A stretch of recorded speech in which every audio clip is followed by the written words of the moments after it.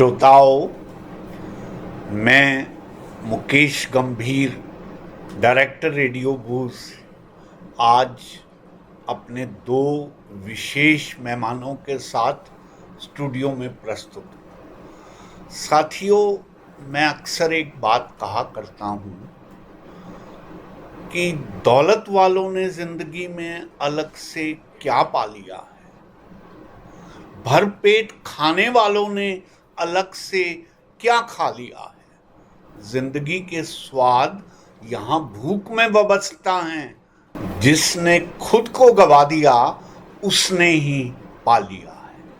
जी हाँ श्रोताओं, एक स्टेज हम सब के जीवन में ऐसी भी आती है जब हम जीवन में गवा के कुछ पाते हैं, और मैं ये समझता हूँ कि मैं और मेरे मेहमान दोनों इस स्थिति में हैं कि हम जीवन में पा रहे हैं बहुत कुछ गवा के। श्री केसी वर्मा जी, जो मेरे साथ वैश्य कॉलेज भिवानी में लेक्चरर रहे और बहुत घनिष्ठता के साथ हमने वो समय गुजारा। आज जबकि इनको ये मालूम है कि मैं रेडियो बूज चला रहा हूँ, तो अक्सर ये ऐसे गुणी मेहमानों के साथ यहाँ आते हैं कि मैं इस बात के लिए फोर्स में आ जाता हूँ कि ना केवल इनके बल्कि इनके विद्वानों के विचार भी मैं रिकॉर्ड करूँ और अपने श्रोताओं को उससे लाभान्वित करूँ। वर्मा साहब, आपका बहुत बहुत स्वागत और आपका भी बहुत बहुत खैर मकदम। आप दोनों के आने से मैं समझता हूँ कि मेरे स्टूडियो में चार चांद लग गए। वर्मा साहब, मैं आपसे गुजारिश करूँगा कि आप परिचय दें इनका पूरी डिटेल के साथ, और इनका जो महारत है उसके बारे में बताएं। नाम तो विद्यार्थी आपने बताया, लेकिन मुझे ये विद्यार्थी से कहीं आगे नज़र आए हैं, तो कृपया आप बताइए। जी गंभीर साहब, रेडियो स्टेशन बूज के श्रोताओं, सौभाग्य है हमारा कि हम आपके सामने हैं और जो कुछ जीवन से हम पा रहे हैं, हमारी ये कोशिश रहती है वो आप तक पहुंचाएं। और ये एक बड़ा अच्छा माध्यम गंभीर साहब जी ने हमें दिया है कि कुछ बातें जीवन के लिए, जीवन को दिशा देने के लिए आपके लिए प्रस्तुत कर रहे हैं। आज मेरे साथ आए हैं मेरे परम मित्र, जिनका नाम है विजय आनंद विद्यार्थी। बहुत बहुत स्वागत। और ये कहते हैं कि जीवन में व्यक्ति को विद्यार्थी बने ही रहना चाहिए। यस, क्योंकि बिना विद्यार्थी बने कुछ सीखना संभव नहीं है, और सीखे बिना जो है जीवन नहीं है। इसलिए सीखने की जो ललक है वो बनी रहनी चाहिए। हमारे को तो अब सीखने की भी ललक है और सिखाने की भी ललक है। बिल्कुल। इनके बारे में मैं बताऊं, मेरा इनका परिचय 4-5 साल पहले हुआ। नेचुरोपैथी की राष्ट्रीय संगोष्ठी में मेरा इनसे परिचय हुआ था और फिर घनिष्ठता बढ़ती गई। इनके विचार, लाइकिंग और इनका प्राकृतिक चिकित्सा के प्रति झुकाव जो देखा मैंने, मैं इनको सलाम करता हूं इनके उस जज्बे के प्रति कि ये चाहते हैं कि देश में सब लोग इन लूट खसोट वाली मेडिकल व्यवस्था जो भी है, जो मिल रहा है व्यक्तियों को, उससे बच जाएं और दवाओं के चंगुल से छूट जाएं। तो इनका ये प्रयास है। इन्होंने स्वयं के ऊपर इस चीज़ को ये स्वयं जी रहे हैं। पिछले 30 वर्षों से इन्होंने कोई दवा नहीं खाई है, कोई मेडिसिन नहीं खाई है। कितनी बड़ी बात। और ये हष्ट-पुष्ट हैं, इस उम्र में भी 77 प्लस हैं। मैं भी 75 के आसपास हूँ। तो इन्होंने कोई भी दवा नहीं खाई। इवन डॉक्टरों ने कहा कि इनका हार्ट ऑपरेशन होगा, क्लॉग है, आर्टरीज रुकी हुई हैं। इन्होंने कहा नहीं, मैं अपने आप नेचुरली क्योर कर लूँगा, और इन्होंने कर लिया। तो ये जो है सामाजिक व्यक्ति हैं, जीवन जिया। 60 साल के बाद इन्होंने वानप्रस्थ ले लिया। इनका बहुत बड़ा बिजनेस था, चांदनी चौक के आसपास इनकी काफ़ी बड़ी दुकान थी, उसको इन्होंने समर्पित कर दिया। और उसके बाद ये नारायण सेवा संस्थान जो उदयपुर में है, वहाँ चले गए और वहाँ के आज ये राष्ट्रीय उपाध्यक्ष हैं। और जो कि नारायण सेवा संस्थान के बारे में आपको मालूम होगा, नहीं मालूम है तो जान लीजिए, वह उन बच्चों को जिनके पोलियोग्रस्त हो गए थे 5 लाख फ्री ऑपरेशन किए हैं वर्ल्ड ओवर, और वो आज अपना अच्छा जीवन जी रहे हैं। और आज भी उसके लिए निःशुल्क है सब कुछ, खाना पीना रहना और उसकी इलाज की व्यवस्था करना, ये सब वहाँ पर फ्री है। और आज ये लिम्स भी लगा रहे हैं आर्टिफिशियल, किसी का हाथ नहीं है पैर नहीं है, वो भी वो फ्री ऑफ कॉस्ट कर रहे हैं। और ये 5 बार इंग्लैंड की यात्रा कर चुके हैं, विदेशों में भी प्राकृतिक चिकित्सा भारत का झंडा ऊंचा किए हुए हैं। और हमारे देश के लोगों को, समाज के लोगों को भी प्राकृतिक चिकित्सा के प्रति आकर्षित करते हैं, ताकि आप इन वर्तमान व्यवस्था से, वर्तमान ढोंग भरी व्यवस्था भी कह सकता हूँ मैं इसको, उससे आप बच सकें और स्वस्थपूर्ण जीवन जी सकें। ऐसे हैं हमारे विद्यार्थी जी, इनका स्वागत है इस स्टूडियो में। और आगे इनसे मैं प्रश्न करता हूँ कि विद्यार्थी जी, भारत के अंदर लोग इतने मजबूर क्यों हैं कि वो इस प्रकार का इलाज ले रहे हैं, महंगा इलाज ले रहे हैं, और फिर भी ठीक नहीं हो पा रहे, और बीमारियां दिन प्रतिदिन बढ़ती जा रही है। प्लीज़ इस पर आप थोड़ा सा अपना विचार रखें। सभी को मेरा नमन। अभी कृष्ण चंद्र जी ने बड़ी अच्छी बात पूछी। कारण क्या है कि हम अपने आप को ध्यान ही नहीं करते, हम बीमार होते क्यों हैं। हम समझ नहीं पा रहे हम बीमार होते क्यों हैं। हम बीमार जब होते हैं तो हम डॉक्टर के पास भागते हैं, लेकिन हम ये नहीं देखते कि जितने पशु पक्षी हैं उनका कोई स्कूल नहीं है, कोई कॉलेज नहीं है, कोई डॉक्टर नहीं है, कोई अस्पताल नहीं है। वो अपने आप को कैसे स्वस्थ रखते हैं, क्योंकि वो प्रकृति के हिसाब से चलते हैं और हम प्रकृति के विरुद्ध चलते हैं। एक पेड़ पर 2 पक्षी बैठे हुए बात कर रहे थे। नीचे राजा रानी बैठे थे। राजा को पक्षियों की बात समझ आती थी, सुनकर हंस पड़े। रानी ने पूछा, क्यों हंस क्यों रहे हो, कि कितने ज्ञानी पक्षी हैं, तो क्या कह रहे हैं। तो राजा ने कहा, ये कह रहे हैं हित भुक मित भुक रित भुक। रानी ने कहा, इसके क्या मतलब है। उन्होंने कहा, हित भुक का मतलब हितकारी खाओ, जो हितकारी है वो खाओ। आज हम बीमार क्यों हो रहे हैं कि हम हितकारी खा ही नहीं रहे, जो मिल रहा है खा रहे हैं। खाने से पहले ये नहीं सोचते हम कि भाई ये जो हम खा रहे हैं ये हमारे को स्वास्थ्यप्रद है या स्वाद प्रिय है। हम स्वाद के पीछे भाग रहे हैं, स्वास्थ्य के पीछे नहीं भाग रहे। तो ये है हित भुक कि हितकारी खाओ। दूसरा है, अभी मैं देखता हूँ हितकारी में बताता हूँ आपको। दूसरा है ऋतु भुक कि ऋतु के अनुकूल खाओ। आजकल हमारी क्या स्थिति है, हमें ऋतुओं का ज्ञान नहीं। परम पिता परमात्मा की बातों को देखकर मैं हैरान हो जाता हूँ। हर 2 महीने बाद ऋतु बदलती है और हर 2 महीने बाद हमारी भोजन की सामग्री बदल जाती है। अब खरबूजे का आ गया, तरबूज का आ गया, अब अमरूद का आ गया, अब लौकाट का आ गया, अब घिया का आ गया, अब टिंडे का आ गया, अब तोरी का आ गया। अलग अलग ऋतु में अलग अलग चीज़ भगवान भेज रहे हैं।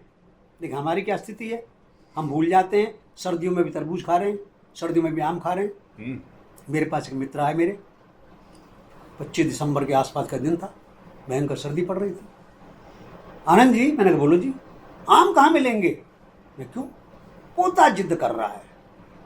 मैं कहा पोते को तो अकल नहीं है, तुम्हें तो अकल है, ये आम का सीजन नहीं है। नहीं बताओ ना, अब लाड है उनका। मैं कहा 500 रुपये किलो मिलेंगे। कोई बात नहीं, 500 रुपये किलो मिल जाएंगे। तो 500 रुपये किलो में वो आम खरीदने को तैयार हैं, पोते को समझाने के लिए तैयार नहीं है कि बेटा ये आम का सीजन नहीं है। तो ऋतु के अनुसार हम खाएं, कि जो ऋतु में आ रहा है वो हम खाएं। मेरे एक मित्र हैं दिल्ली में, बहुत पैसे वाले, करोड़ों करोड़पति, लंबा कद था उनका, जा रहे थे। मैं कहा लाले जरा धीरे धीरे चलो ना, तू तेज नहीं चल सकता। मैं तेज चलने लगा। कहाँ जा रहे हो। सब्जी लेने जा रहा हूँ। क्या लाओगे, जो सबसे सस्ता होगा। मैं कहा क्या करोगे इतना पैसा, दुनिया भर के पैसे, तुम्हारी दौलत भरी पड़ी है, हैं सस्ता सस्ता लाओगे। कह लगे बेटे आज तेरे से तेज चल रहा हूँ, तेरे से ज़्यादा, मेरे 20 साल ज़्यादा उम्र है। कारण नहीं पता तेरे को कि जो सस्ता है वो सीज़न का है, जो महंगा है वो पहले कोल्ड स्टोरेज में रखा गया, फिर तुम अपने फ्रिज में ला कर रख देते हो, तो बासी बासी खा रहे हो तुम।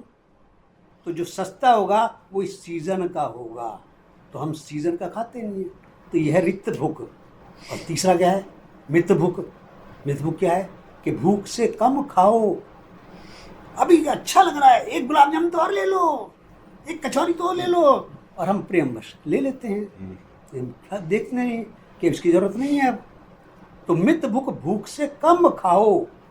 आधा जो शरीर है वो आधा पेट है भोजन के लिए, चौथाई है पानी के लिए, चौथाई रहना खाली। हम उसको खाली नहीं करते। मिक्सी को हम देखें कि अगर मिक्सी हम पूरी भर दें ऊपर तक तो मिक्सी चलेगी क्या? वॉशिंग मशीन अगर पूरी भर दें ऊपर तक तो वॉशिंग मशीन चलेगी क्या? नहीं चलेगी। तो हम इस बात का ख्याल ही नहीं करते कि हमें कम खाना है। मित भूख, कम खाना है, भूख से कम खाना है। ज़्यादा खाएंगे तो हम बीमार पड़ेंगे। तो 3 बातें पक्षी बता रहा है, तो हम पक्षियों से सीखते ही नहीं।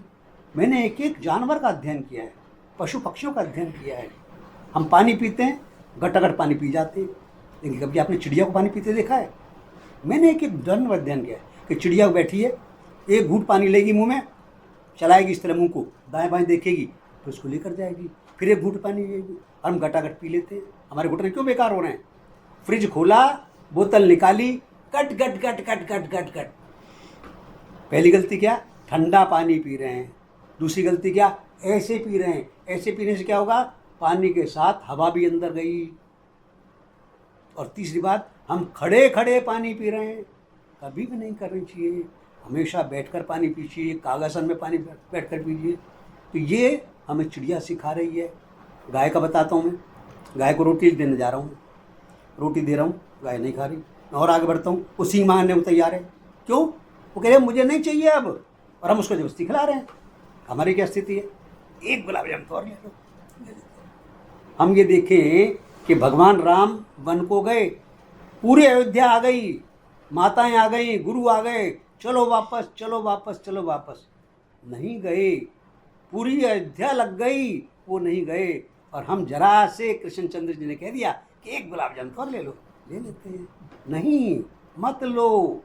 बिल्कुल घर से बिल्कुल तैयार होकर जाओ। अब मैं जाता हूँ शादियों के अंदर, देखता हूँ क्या क्या स्थिति है, हलवाई क्या बना रहे हैं, रोना आता है देखकर।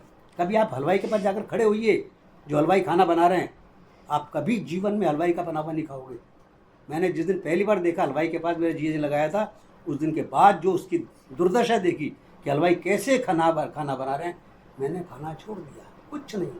मैं इंग्लैंड गया, नारायण सेवा संस्थान से मेरे से कहा गया था 20 पाउंड प्रतिदिन भोजन पर खर्च कर सकते हो।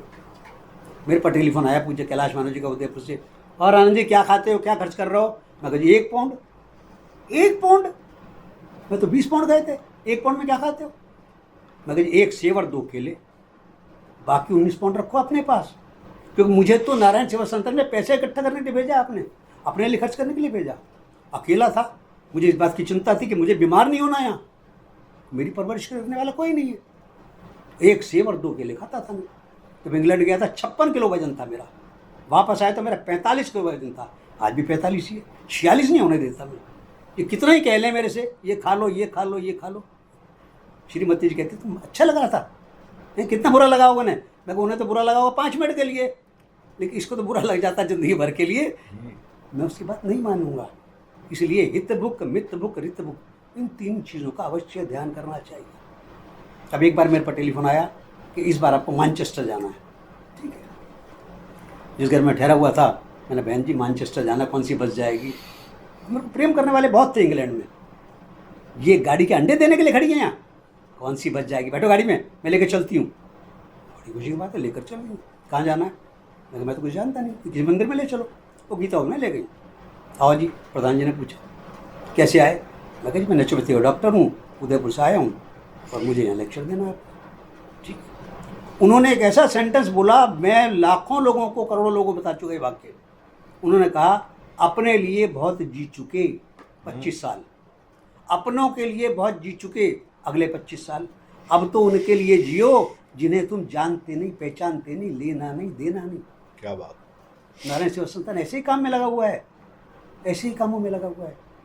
आप एक बात देखिए, आप बिजली का बिल देते हो, पानी का बिल देते हो, कभी आपने सूरज का बिल दिया है? कभी आपने हवा का बिल दिया है? ऑक्सीजन लगती है हॉस्पिटल में, मोटा खर्चा आ जाता है। कभी आपने हवा का टैक्स नहीं दिया, कभी बिजली का टैक्स नहीं दिया। ये जो धरती माता ये इतने सुंदर सुंदर फूल लगाती है, क्या कशीदाकारी इनके ऊपर हो रही है, फल देती है, फूल देती है, इतना सब कुछ दे रही है। क्या हमने कभी धरती को टैक्स दिया है? कभी नहीं दिया। तो परम पिता परमात्मा ने टैक्स कलेक्टर भेजे में हमारे पास, गरीब लोग सड़कों पर पड़े हुए हैं, लावारिस पड़े हुए हैं, उनके लिए हम उनको दें कुछ ना कुछ। अपने पास जितना है उसका 10% हम दान करना शुरू करें। अभी हमारी दिल्ली में एक संस्था है, उसके अंदर 65 बच्चे हैं, गूंगे, बहरे, अंधे, अपाहिज। ऐसे बच्चों को घरों से लाना, उन्हें पढ़ाना, खाना खिलाना, घर वापस छोड़ना, उनके लिए मांगते हैं, दो भाई, उनके लिए दो। अभी जो स्कूल है उनका, वो स्कूल हो गया नीचा, सड़कें हो गई ऊंची, अब रोज़ पानी भर जाता है उसके अंदर, सीवर का गंदा, और स्कूल को वहाँ से शिफ्ट करना है, करोड़ों रुपये चाहिए लगे। मैं एक एक घर में जाता हूँ, मैं मांगता हूँ उनसे, क्योंकि मुझे मांगने में कोई संकोच नहीं है। कहा गया है परहित सरिस धर्म नहीं भाई, दूसरों के लिए मांगने में कोई संकोच नहीं। अपने लिए मत मांगो, लेकिन दूसरों के लिए मांगने के लिए कोई संकोच नहीं करो। और मैं हर एक व्यक्ति से मांगता हूँ, चाहे गरीब हो चाहे अमीर हो, कैसा ही हो, उसकी औकात के हिसाब से मांग लेता हूँ। जैसे मैं पेंशन लगवा रहा था, मैंने उस व्यक्ति से कहा कि भाई कुछ दे सकता है? बाबा जी मैं गरीब आदमी, क्या दे सकता हूँ? 1 रुपया दे सकता है? वो रोने लगा। क्यों रो रहा है? कहने लगे मेरे से आज तक किसी ने मांगा नहीं, आज करोड़पति मेरे से मांग रहा है। उसने खुशी खुशी 5 रुपये मुझे दिए, बड़ा अच्छा लगा। 1 रुपया मांगा, 5 रुपये मिले। मेरे को एक बार, जैसे उदयपुर जाता हूँ मैं जब भी, तो मुझे ही नहीं पता होता वापस कब आऊँगा। आनंद जी आपका टिकट कब का बुक है? दिल्ली का वापसी है, 3 दिन बाद का है। आनंद जी का टिकट कैंसिल करो, इन्हें अहमदाबाद भेज दो। ठीक है जी, अहमदाबाद भेज दिया। इन्हें सूरत भेज दो। ठीक है जी, सूरत भेज दिया। अब जा रहा हूँ सूरत, सूरत में जाऊँगा कहाँ? इतना कॉन्फिडेंस उनको मेरे ऊपर है कि ये व्यक्ति अपने आप सब कर लेगा व्यवस्था, कोई कुछ नहीं डायरेक्शन देते मुझे। मैंने अपने मित्र को टेलीफोन किया, नरेश को, वहाँ रहते हैं। बोलो भाई, मैं कहा मैं आ रहा हूँ तुम्हारे, बड़े खुश हुए। कैसे आए? मैं कहा मुझे यहाँ से 1 करोड़ रुपये इकट्ठा करके ले जाना है, और तुम यहाँ बड़े बड़े सेठ हैं, मिल पाओ। चलो, मैं कहा जिनके बारे में बताओ, इनका परिचय कराओ मुझे। रास्ते में कहा, कहने लगे ये व्यक्ति यहाँ व्यापार करने आया था, इसका व्यापार नहीं चला, 1 साल बाद ये सूरत छोड़ के जा रहा था।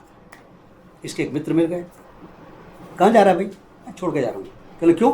मेरा व्यापार चला नहीं। कहले 1 साल और रुक, 1 साल बाद जाइयो, फॉर्मूला मैं बताऊँगा। बताओ, अपनी कमाई का 10% प्रतिदिन दान करना है। 100 रुपये कमाए, 10 रुपये दान कर दे, 10 रुपये कमाए, 1 रुपया दान कर दे। 10% प्रतिदिन दान करना है। आज उसके पास इतनी मिलें हैं, इतनी कारें हैं, इतनी गाड़ियाँ हैं, अब ले चले इसके। पहुँच गया मैं उसके पास, और मैंने उनका चेहरा देखा, और चेहरा देख के कहा, मैंने कहा जी आपको तो बीपी है, शुगर है, थायराइड है। तो कोई ज्योतिषी, कोई डॉक्टर नहीं इस तरह का। क्यों? कि जितने पैसे वाले हैं उन सबको बीमारियां होती ही हैं। चलो आपको कैसे पता? अरे आपका माथा पड़ा? मैंने झूठ बोला। फिर इलाज बताओ। मैं ले कोई कागज पेंसिल लो। आधे घंटे पर लेक्चर हुआ, सब लिखवा दिया उन्होंने। उन्होंने अब अकाउंटेंट को आवाज़ लगाई, सुनो भाई, हाँ 31,000 का चेक दो डॉक्टर साहब को लाकर। मैं कहा मुझे नहीं चाहिए। बोले क्यों? मना क्यों कर रहा हूँ? मैं 1 लाख से कम नहीं लूँगा। क्या मतलब? मैं कहा अपने लिए थोड़ी मांग रहा हूँ, मेरी कोई फीस नहीं है, मैं तो पूरी दुनिया में फ्री इलाज करता हूँ। ये 1 लाख रुपए का चेक नारायण सेवा के लिए ले जा रहा हूँ। 1 लाख का चेक दे दिया। एक बार मैं उदयपुर, मैं हर महीने ले जाता हूँ उदयपुर, लोगों को लेकर जाता हूँ। मेरे जिया जी मेरे साथ थे। कह लगे ये चौधरी साहब जो जा रहे हैं ना, बहुत पैसे वाले हैं, दुबई में बड़ा मोटा काम है, जो चाहे मांग लियो। मैंने उनसे बिना पूछे स्टेज अनाउंस करा, चौधरी साहब नारायण सेवा सेंटर को 10 लाख रुपए देंगे। अनाउंस कर दिया। कार्यक्रम समाप्त हुआ। जी कर ले तो पिटेगा, मैं पिट लूँगा। बिना पूछे 10 लाख की घोषणा कर दी। मैं गया चौधरी साहब का, नाराज हो, सख्त नाराज हूँ। मैं कान पकड़ के बैठा, लगा ठहर तो जा, पूछ तो सही क्यों नाराज हूँ? क्यों नाराज हूँ? 10 लाख बोला, 11 लाख तो बोलता। ठीक है। तो मैं गरीब से गरीब आदमी से मांग लेता हूँ, अमीर से अमीर मांगता हूँ, परमार्थ के लिए, अपने लिए नहीं। मेरे गुरु ने कहा था उन पगडंडियों पर नहीं चलना जो पहले से बनी हुई हैं, नई पगडंडियाँ बनानी हैं, उन पर समाज को चलाना है। ये काम मैं प्रतिदिन करता हूँ।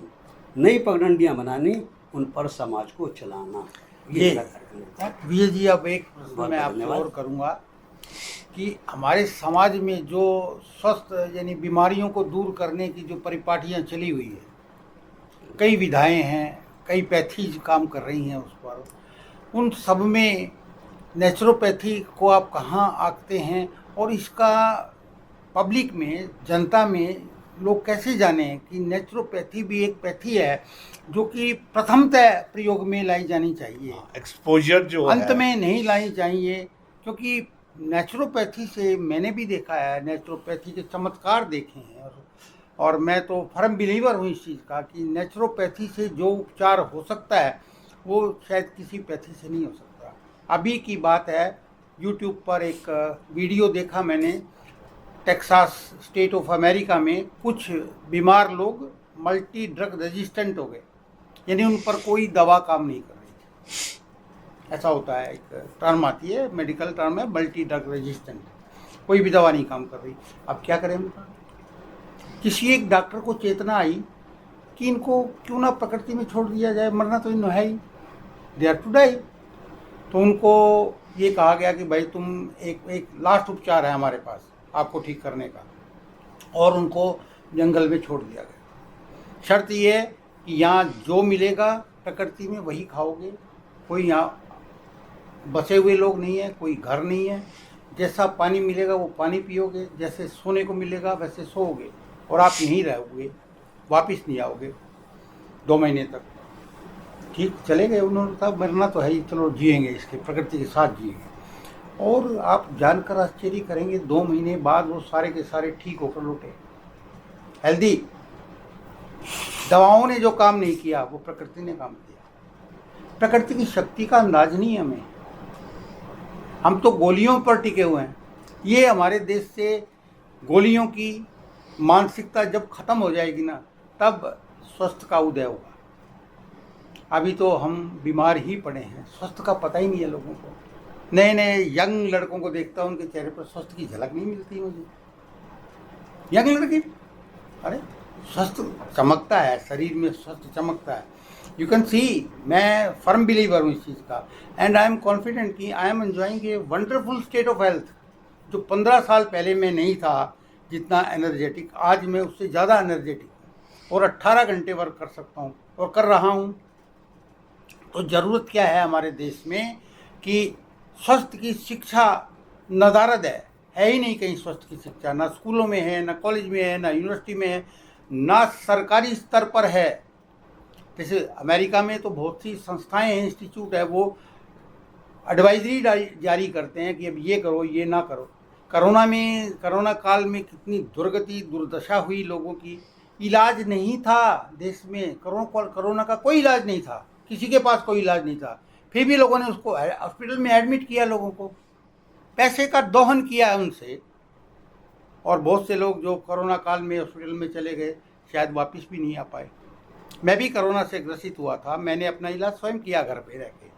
और एक रात तो मेरी आदत है कि मैं जब बीमार होता हूँ, मैं भी इंसान हूँ, तो मैं ऑब्जर्व करता हूँ कि मेरे शरीर पर क्या घटित हो रहा है। कोरोना के दौरान मैंने पाया कि मेरे लंग्स के सेल जो है वो फंक्शन करना बंद कर दिया उन्होंने। Face to face with death one night I was, लेकिन मैंने वो नहीं छोड़ा। मेरे को प्राकृतिक चीज़ों पर विश्वास था। मैंने अजवाइन अदरक की भाप ली हर आधा घंटा में, और वो रात मैंने गुजारी, और मैं सुबह जो है उससे बाहर आ गया था, उस ट्रॉमा से बाहर आ गया था।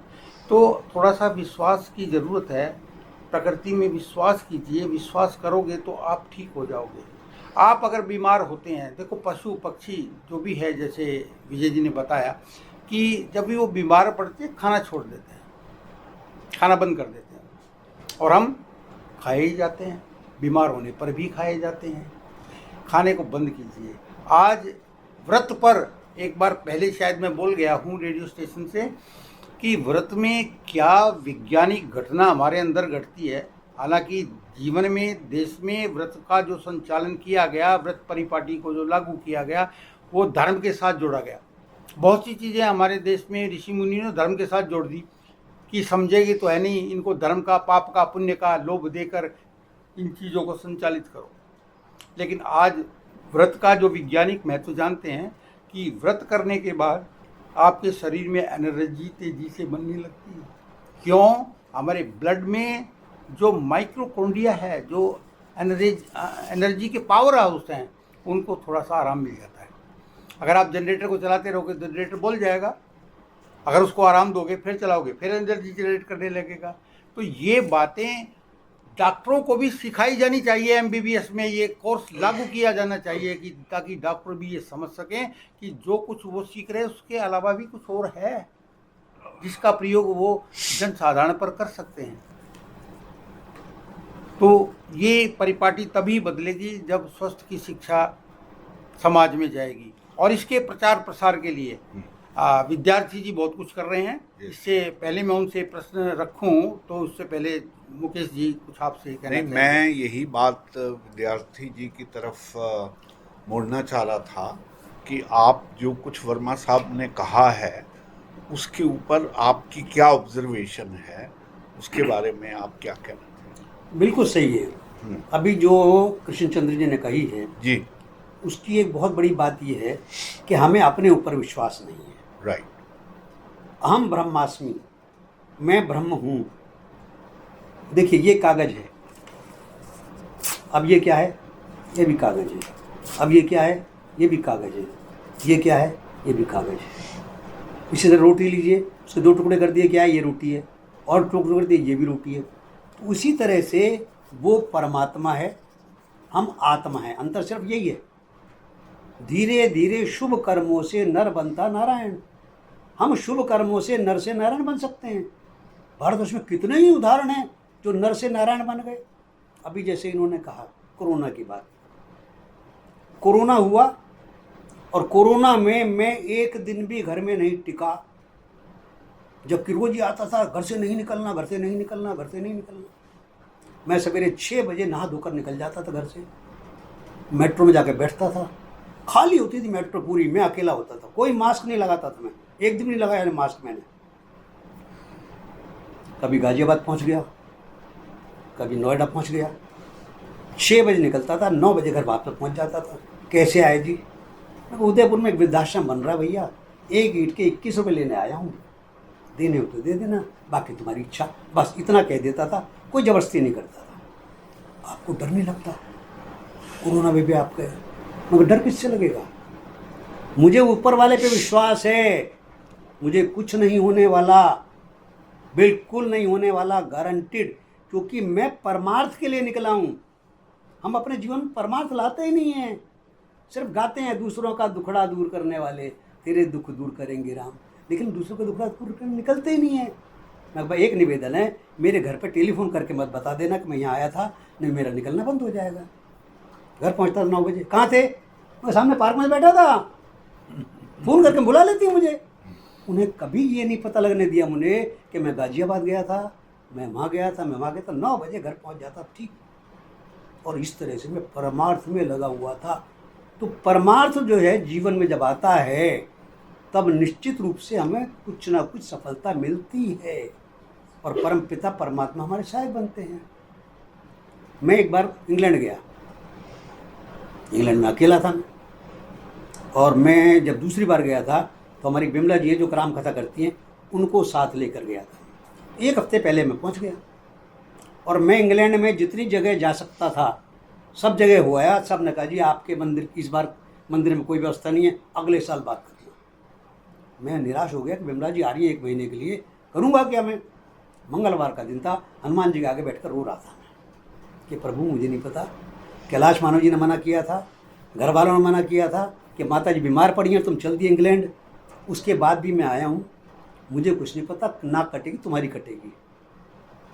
हनुमान जी से मैं प्रार्थना करी और हनुमान जी ने तुरंत मेरी प्रार्थना सुनी। मेरे ऊपर बड़ी कृपा है परमार्थ के कारण। मैं किशोर कोटेचा बोल रहा हूँ, बोलिए। मुझे पता लग गया आप इंग्लैंड में हैं, आज मंगलवार है, आपका प्रवचन है, हर मंगल को आप प्रवचन करते हो, आप आइए। फटाफट भागा मैं मंदिर में, एकदम मेरा वहाँ प्रवचन। तो हमें ऊपर वाले पर विश्वास नहीं है। अगर ऊपर वाले पे विश्वास करेंगे तो निश्चित, जैसे इन्होंने कहा है कि कोरोना भी हमारा कुछ नहीं बिगाड़ सकता, नहीं बिगाड़ सकता। 3 तरह के ताप होते हैं, एक दैविक ताप, एक दैहिक ताप, एक भौतिक ताप। इन तीनों का अंतर समझ लें हम। दैविक ताप वो है जो हमें परम पिता परमात्मा ने दिया है हमारे पूर्व जन्मों के कारण। मैं अपनी श्रीमती जी को वैद्य जी के पास लेके गया, नब्ज देखते थे, तो नब्ज देखी श्रीमती जी की। मैं कहा यार वैद्य जी मेरी भी देख लो। उन्होंने मेरी नब्ज जी पकड़ी और आँख फाड़ कर मुझे देखने लगे। तो क्या हुआ वैद्य जी? अरे तुम किस मिट्टी के बने हुए हो? तो क्या हो गया?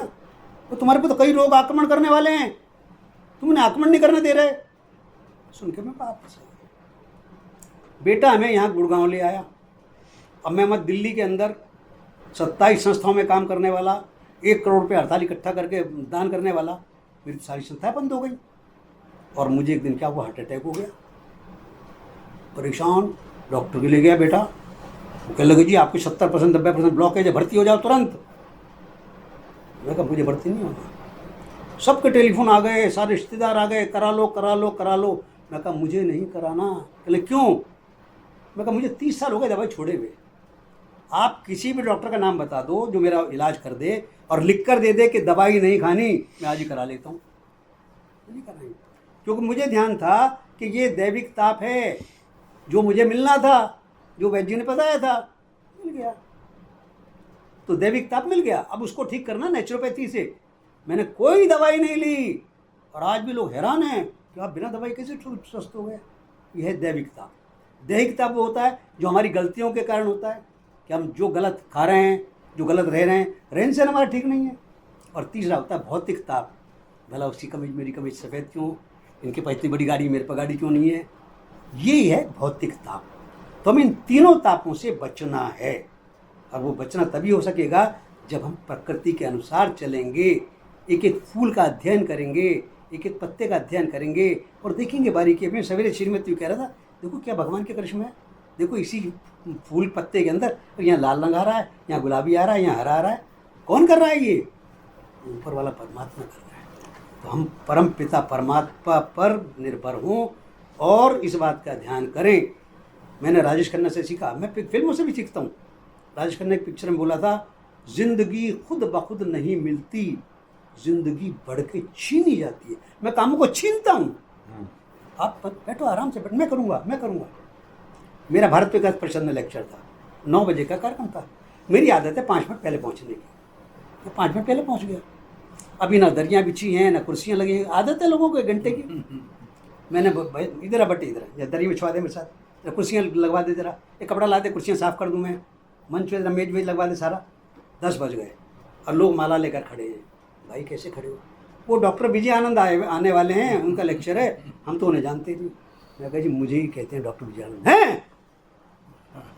ये सर आपने करवाया है, अब आप जाइए, आपके लेक्चर की ज़रूरत ही नहीं है हमें, हमने सीख लिया। ये जब अपने जीवन में आता है कि कामों को छीनना। मैं अपने घर में कोई काम किसी से नहीं कहता, सारे काम स्वयं करता हूँ, सारे काम स्वयं करता हूँ। टनाटन है, आज 76 साल से ऊपर मेरी उम्र है और लोग हैरान है इस बात के लिए। कमाल है जी, आप कैसे कर लेते हो, कैसे कर लेते हो। तो ये जब हम अपने जीवन में लाएंगे और अपने को परमार्थ में लगाएंगे कि दूसरों का दुखड़ा दूर करने वाले तेरे दुख दूर करेंगे राम। विजय जी, एक प्रश्न और आपसे पूछ रहा हूँ और ज़रूरी भी है, आज की समय की मांग है कि आप कैसे देखते हैं इस चीज़ को कि भारत के अंदर इस प्राकृतिक शिक्षा का, नेचुरोपैथी का प्रचार प्रसार कैसे हो। आपने कुछ संस्थाएं भी चला रखी है जिसमें आप जो है ये कोर्स भी करवाते हैं, शायद आपके माध्यम से ही शुरू हुई थी वो, कि लोगों को प्रकृति का अध्ययन करेंगे, कम से कम डॉक्टर ना बने, कम से कम अपना और अपने घर वालों का तो ट्रीटमेंट कर सके, वो जान सके थोड़ी बहुत बातें। पुराने ज़माने में तो घरों में संयुक्त परिवार थे, दादियाँ होती थी, नानियाँ होती थी, उनके पास कुछ सीखा हुआ होता था ज्ञान, चाहे ग्रंथ था, जो भी था, उसके माध्यम से जो है वो अपने परिवार के बच्चों को बीमार होने से बचा लेती थी। आज वो ज्ञान विलुप्त हो गया है, तो इसको कैसे रिवाइव करें? इसको कैसे रिवाइव करना है, मुझे ध्यान आता है। मेरे बचपन में मेरे गुरुजी ने, हमारे आरएसएस में थे श्री धर्मेंद्र जी, उन्होंने मेरे को 0 से हीरो बनाया। तो उन्होंने एक बार एक प्रश्न पूछा था कि पारस पत्थर, सोना और दीपक, इन तीनों में किसको फर्स्ट सेकंड थर्ड रखेंगे। आप सब भी सोचिए अपने मन में, कि किसको आप फर्स्ट रखेंगे, किसको सेकंड रखेंगे, किसको थर्ड रखेंगे। तो उन्होंने बताया कि सोने से पारस पत्थर श्रेष्ठ है, क्योंकि सोने की अपनी वैल्यू है, लेकिन पारस पत्थर स्वयं पत्थर रहते हुए भी जिस लोहे को छूता है उसको सोना बना देता है। जबकि ये गुण सोने में नहीं है कि सोना किसी और चीज को सोना बना दे। और उससे भी श्रेष्ठ है दीपक, क्योंकि पारस पत्थर ने जिस लोहे को छूकर सोना बनाया, उस सोने में ये पात्रता नहीं दी कि वो किसी और चीज को सोना बना दे। जबकि दीपक में पात्रता है कि स्वयं जलता है, औरों को जलाता है और दीपक जलाता है, वो दीपक औरों को जलाते हैं। तो मेरे जीवन में यही रहा कि जो कुछ मिला है उसको बांटो, और इतना बांटो कि आगे वाले और बांट सकें। ये हमारा प्रयास रहा। मैंने 1994 में एक्यूप्रेशर कैंप लगाना शुरू करे, जब दिल्ली में कोई एक्यूप्रेशर नहीं जानता था। 10 साल मैंने एक्यूप्रेशर कैंप लगाए, हजारों डॉक्टरों का निर्माण कर दिया कि भाई दवाइयों से बचो, केवल नसों को दबाकर ही ठीक कर सकते हो। करा। उसके बाद 2004 में नेचुरोपैथी में आ गया कि भाई नेचुरोपैथी में अगर आओ तो तुम्हारे को इसकी भी जरूरत नहीं पड़ेगी नस दबाने की, अपना आर्ट ऑफ लिविंग रहन सहन ठीक कर लो, ठीक हो जाओगे। तो नेचुरोपैथी को डॉक्टर बनाने शुरू करो। आज हजारों डॉक्टर नेचुरोपैथी को बना दिए। मेरे पास एक महिला आई मेरठ से, डॉक्टर साहब मेरे पति बहुत बीमार है, उनका इलाज कर दो। वो कहाँ से आई हूँ? मेरठ से आई हूँ। मैं कहा तुम अपने पति को यहाँ कितनी बार लाओगी? कहले फिर क्या करें? मैं कहा तुम स्वयं डॉक्टर बन जाओ, कोर्स करो हमारा ये, और फिर अपने पति का इलाज करना। उसने कोर्स किया, 3 महीने का कोर्स था हमारा। 3 महीने बाद कोर्स करके अपनी 500 गज की कोठी पूरा हॉस्पिटल बना दिया उसने, और हम उसको उद्घाटन के ऊपर बुलाया कि यहाँ उद्घाटन करो। आज उसने अपने उसके हॉस्पिटल में वो ट्रेनिंग देती है जो हम ट्रेनिंग यहाँ देते हैं दिल्ली में, वहाँ ट्रेनिंग देती है। और हर साल मुझे नवंबर में बुलाती है वहाँ डिग्री बांटने के लिए, और बताती है कि देखो आपके माध्यम से हजारों डॉक्टर बन गए। तो ये जब बांटना शुरू करेंगे, ज्ञान को अपने पास मत रखिए, ज्ञान को बांटिए, आगे बढ़ाइए लोगों को। जब आप आगे बढ़ाएंगे तो निश्चित रूप से वो आपको प्रत्युत्तर मिलेगा। जैसे हम अब हिल स्टेशन पर गए, आवाज़ लगाते हैं आई लव यू, पलट कर आवाज़ आती है। कुएं में आवाज़ लगा आई लव यू, पलट कर आवाज़ लगाती है। तो अपने 10% का समय अपने तन के लिए, परोपकार के लिए, 10% अपने धन का समाज के लिए बांटना शुरू करिए, निश्चित रूप से आपको सफलता मिलेगी। तो ये जो है एलोपैथी, दुनिया में कोई एलोपैथी की दवाई नहीं बनी है जो आपके किसी रोग को ठीक कर सके, लेकिन नेचुरोपैथी आपके सब रोगों को ठीक कर सकती है। महात्मा गांधी का नेचुरोपैथी में कोई विश्वास नहीं था, लेकिन जिस दिन नेचुरोपैथी सीखी वो नेचुरोपैथी के दीवाने हो गए। एलोपैथी के जो जन्मदाता हैं उन्होंने कहा था कि एलोपैथी में दे तो रहा हूँ संसार को, ये विधा दे तो रहा हूँ, लेकिन इसके बड़े खतरे हैं। खुद ही कहा था उन्होंने कि let your food be your medicine, not your medicine be your food. और आज अगर आप प्रकृति की शरण में नहीं आओगे तो मेडिसिन ही आपका फूड रहेगा। आप देखता हूँ, मैं कई परिवारों में जाता हूँ, दवाई के डब्बे होते हैं, सुबह उठते हैं, बाद में पहले दवाई के डब्बे खुलते हैं, और फिर ब्रेकफास्ट के साथ, फिर लंच के साथ, फिर डिनर के साथ, और फिर सोते समय। पैरेलल डाइट है वो, parallel need much more than that. हाँ। तो ये चीज़ें हमें ओरिजिनेटर जो है उसकी बात को भी फार्मास्यूटिकल कंपनियों ने भुला दिया, और फार्मास्यूटिकल कंपनी की लॉबी वर्ल्ड में इतनी जटिल हो गई है कि जैसे मकड़ी जो है किसी कीड़े को पकड़ लेती है और फिर उसका खून चूसती रहती है, ऐसे ही ये फार्मास्यूटिकल कंपनी वाले अंधाधुंध चल रहे हैं और अपनी मेडिसिन की सेफ्टी स्टडी भी नहीं करते। वो पेशेंट को ये भी नहीं बताते कि इसका साइड इफ़ेक्ट क्या है। धन्यवाद करें हम गूगल का। और दर्शकों, आप जान लो, इससे पहले कि कोई डॉक्टर आपको मेडिसिन प्रेस्क्राइब करे, आपका हक है उनसे पूछना क्या कि डॉक्टर साहब इसके साइड इफ़ेक्ट क्या है। और एलोपैथी के ने कहा था, हिप्पोक्रेट्स जो एलोपैथी के जन्मदाता थे, उन्होंने कहा था कि जो डॉक्टर आपको दवाई पर डालता है ये उसी का फर्ज है कि आपको दवाई से छुड़ाए। हाँ, अब देखिए, डॉक्टर के पास जाते हैं, डायबिटीज़ है, डॉक्टर के पास गए, या ब्लड प्रेशर आई होता है, डॉक्टर के पास गए, डॉक्टर क्या कहता है कि लाइफ लॉन्ग दवाई खानी पड़ेगी। बस एक हमारे गए, प्रैक्टिकल हंसी की बात है, बड़ा अच्छा चुटकुला बना इस पे कि एक गांव का आदमी आया डॉक्टर के पास, डायबिटीज़ थी उसको, उसकी डायबिटीज़ डायग्नोज हुई, उसको कहा भाई ये दवाइयाँ आपको लेनी है, तो और ये रोज़ खानी है, ज़िंदगी भर खानी है। बोले जी ज़िंदगी भर खानी है?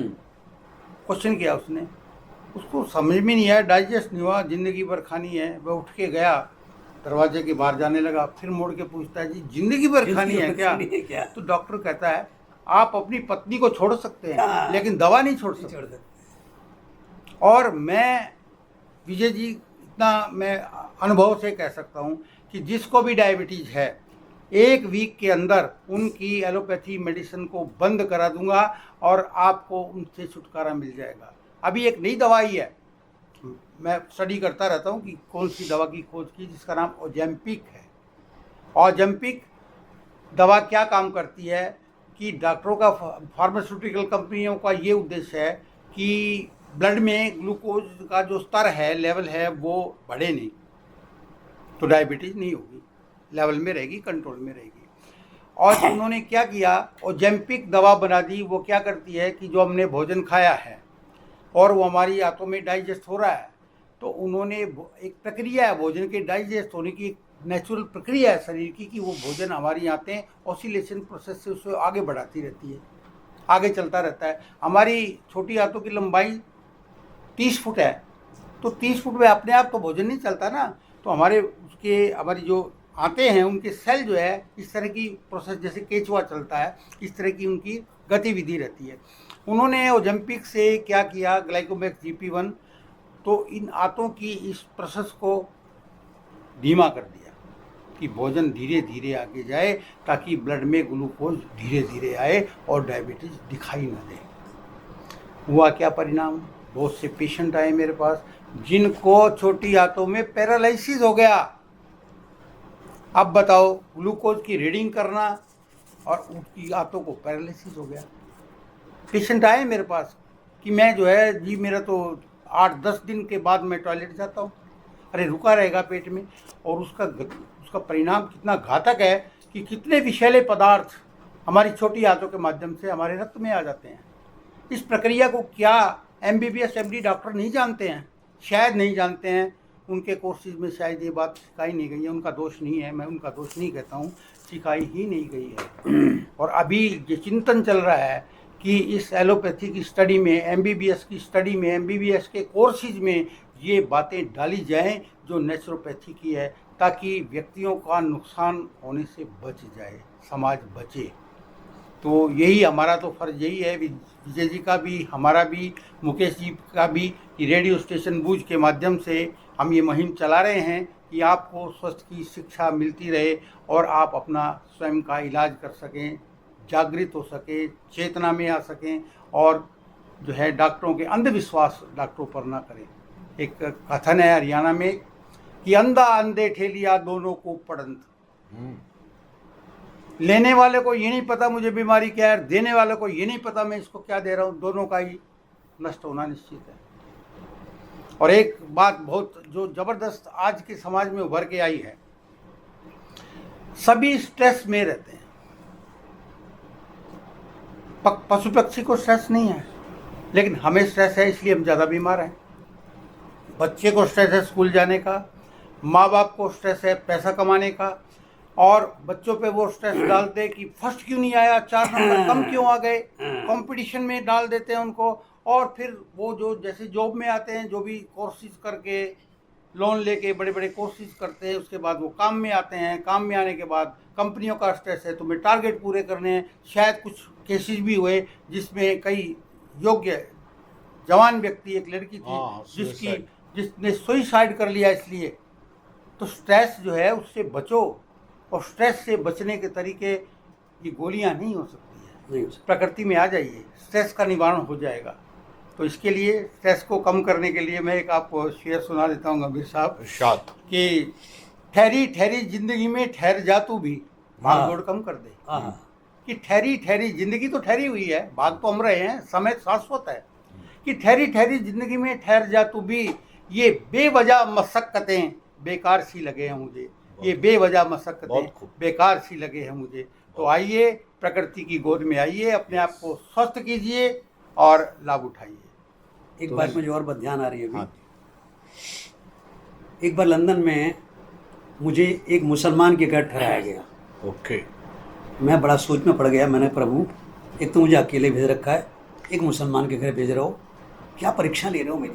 हम्म, कोई बात नहीं, जैसी प्रभु की इच्छा, जाई भी दी राखे राम ताई भी दी रही है। हम्म, मैं उस मुसलमान के घर में गया। ऐसा मैंने घर पहली बार देखा जो उस मुसलमान के घर में राम का चित्र भी लग रहा है, कृष्ण का चित्र भी लग रहा है, हनुमान का चित्र भी लग रहा है, स्वामी विवेकानंद, स्वामी दयानंद, सबके चित्र लग रहे हैं। हम्म, हैरान, मूर्तियाँ रखी छोटी छोटी,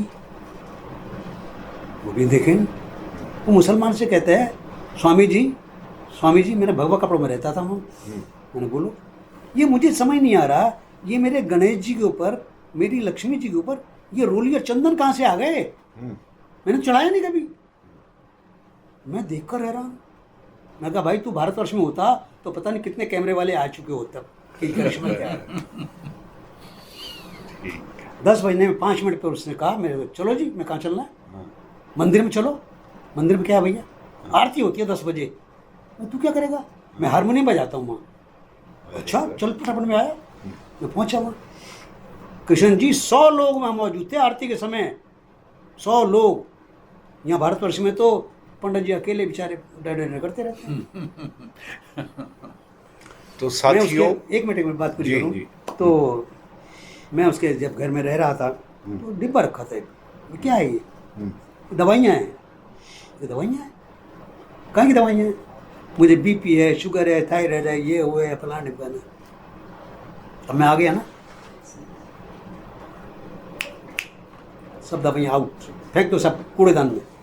उसका मेरे पर कॉन्फिडेंस कितना था, मैं देखकर हैरान। मैं क्या पी रहा हूँ, चाय, मैं नहीं पीनी। मैं ठीक, कल से नहीं पीऊँगा। नहीं कल से नहीं, आज से नहीं पीनी। ठीक है, इसके बाद नहीं पीऊँगा। नहीं, ये भी नहीं पीनी, फेंको इसको। वो खड़ा हुआ, चाय फेंक दो। क्या करना है, तो तुम सवेरे कितने बजे उठते थे, कि 9 बजे। कह लगे सवेरे उठना है 4 बजे मेरे साथ। 4 बजे उठना है, अच्छा कल एक काम करना, मुझे आधा घंटा पहले उठाना। और क्या करना है, तो मैं कहता हूँ कि 24 घंटे में कितने मिनट होते हैं, 1440 मिनट। इसका 10% क्या होता है, 144 मिनट। क्योंकि 144 मिनट अपने तन के लिए देना है। 24 मिनट योगासन, 24 मिनट प्राणायाम, 24 मिनट ध्यान, 24 मिनट ताली योग, 24 मिनट नित्य योग, 24 मिनट हास्य योग। आधा घंटा पहले उठाना, फिर अगले दिन आधा घंटा और पहले उठाना, आधा घंटा पहले उठाना। और उसको धीरे धीरे ये सारी क्रियाएँ कराने लगा। और सारी दवाइयाँ फिकवा दी मैंने, कोई दवाई नहीं लेनी। अब मैं आ गया ना तुम्हारे घर में, उसका कॉन्फिडेंस देखिए। उसने कोई दवाई नहीं खाई, कोई चाय नहीं पी, और बिल्कुल स्वस्थ कर दिया उसको मैंने नेचुरली। वेरी गुड, बहुत आप बहुत जब मैं जाने लगा उसके घर से, तो कहने लगा जी मैं आपको एक व्यक्ति से मिलाऊंगा। वो एक व्यक्ति के पास ले गया, उसका नाम भी कृष्णचंद्र था। ओके। कहने लगे ये मेरे मित्र हैं। मैं कहा इनका क्या परिचय। कहने लगे इन्होंने मेरे को कभी कहा था कि तेरे घर में एक संत आने वाले हैं, ठीक। और वो तेरे को ठीक करेंगे। तो मैं तो इंतजार में था। जैसे मुझे पता लगा कि आप मेरे घर में आने वाले हो, मैं तो खुश हो गया कि संत आ गए। और इसलिए जो भी बात आपने कही मैं मानता चला गया। आज मेरे को आप दवाइयों से मुक्त कर दिया आपने, नेचुरोपैथी से आपने ठीक कर दिया। ये नेचुरोपैथी करिश्मा लंदन में मैंने करा। वेरी गुड, बहुत अच्छे। तो सब रोगों का कारण रसोई, और सब रोगों का इलाज रसोई। इसका हम ध्यान करेंगे तो निश्चित रूप से हम स्वस्थ होंगे। कोई एलोपैथी की दवाई की जरूरत नहीं। मुझे तो एलोपैथी किसी दवाई का नाम ही नहीं पता। ठीक। जय श्री राम। तो साथियों, हमने इसी जीवन से रिलेटेड बहुत से आयामों के बारे में जाना। विस्तार से जानने के लिए हमारी तरफ से आपको न्योता है कि आप जो भी अपना प्रश्न हो वो मिस्टर केसी वर्मा जी से और विद्यार्थी जी से भी कर सकते हो, और हमारे पास भी भेज सकते हो। हम आपका प्रश्न इनके तरफ फॉरवर्ड कर देंगे और जो इनका उत्तर आएगा वो हम आपको बताएंगे। आपने बहुत तन्मयता से हमारी बात को सुना, बहुत बहुत धन्यवाद, बहुत बहुत आभार। नमस्कार।